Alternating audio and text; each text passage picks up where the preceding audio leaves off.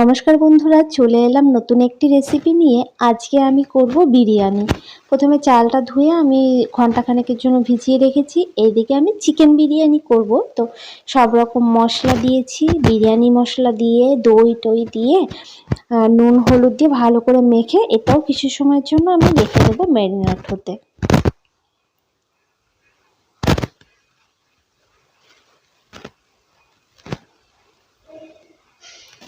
এরপরে আমি কিছু পেঁয়াজ বেরেস্তা এভাবে ভেজে নেব, একদম কড়কড়ে করে লাল লাল করে। তারপরে জলের মধ্যে জল গরম হলে গোটা গরম মশলা দিয়েছি। এবার ভিজিয়ে রাখা চালগুলো জল ঝরিয়ে দিয়ে দিচ্ছি।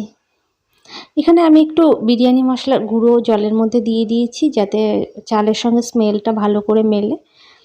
আর এদিকে এবার একটা হাঁড়ি নিয়েছি, হাঁড়িটার মধ্যে তেল দিয়ে তেজপাতা দিয়ে এবার আমি চিকেনগুলো দিয়ে দিচ্ছি।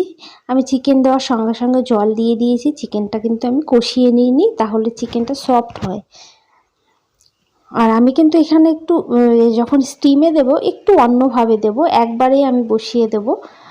তো এর জন্য আমি আলাদা আলাদা করে চিকেনের লেয়ারটাও দেব না, একবারেই দিয়ে দেব। তো চিকেনটা নিচে রইলো, একটু জল জল রইলো, যাতে স্টিমে আস্তে আস্তে জলটাও শুকিয়ে যায়। এবার শুধু রাইসগুলো দিয়ে আমি লেয়ার দিচ্ছি, আর একটু পেঁয়াজ বেরেস্তা দিয়ে বিরিয়ানি মশলা দিয়ে 2-3টে লেয়ার দিয়ে দেবো।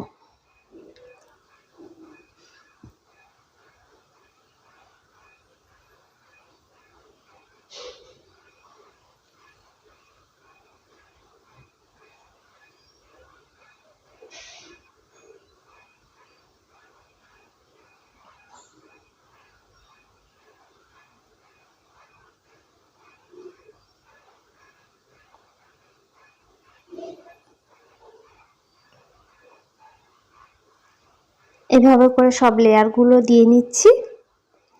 এরপর ওপর দিয়ে কেশরে ভেজানো দুধ এটা দিয়ে দিলাম ওপর দিয়ে, আর ঘি দিয়ে দিচ্ছি। একটু বেশি করে ঘিটা দিয়ে দেবো ওপর দিয়ে।